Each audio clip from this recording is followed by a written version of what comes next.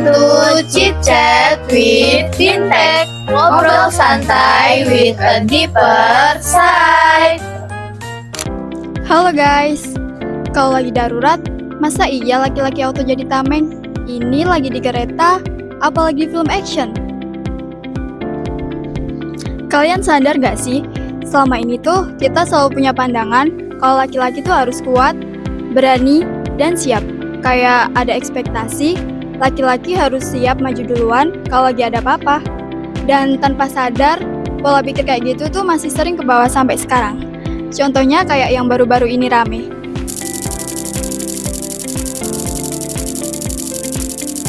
Pada tanggal 27 April 2026, terjadi kecelakaan KRL komuter lain dengan KA Argo Bromo Anggrek di stasiun Bekasi Timur.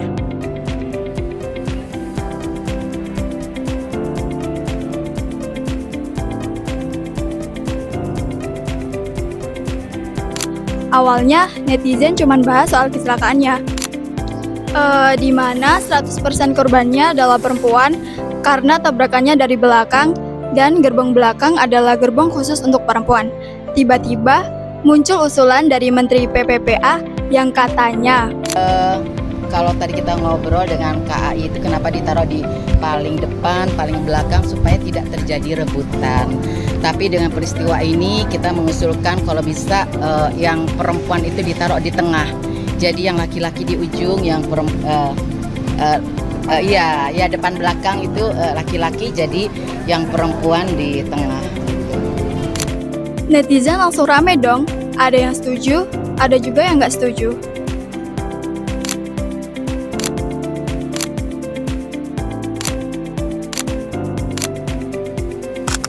Karena jujur, kita tuh dari dulu punya stereotip kalau laki-laki harus kuat dan harus siap melindungi. Sedangkan perempuan tuh selalu dianggap lemah dan harus dilindungi. Padahal kalau lagi di posisi kayak gini tuh semua orang juga bakalan panik. Gak bakalan ada yang mikir, tenang, aku siap kok jadi tameng. Karena semua orang juga pengen pulang dengan selamat. Untungnya dari PT KAI udah speak up kalau keselamatan adalah hak semua orang tanpa memandang gender. Ya, sekali lagi saya sampaikan, bagi kami PT Kereta Api Indonesia, keselamatan adalah nomor satu.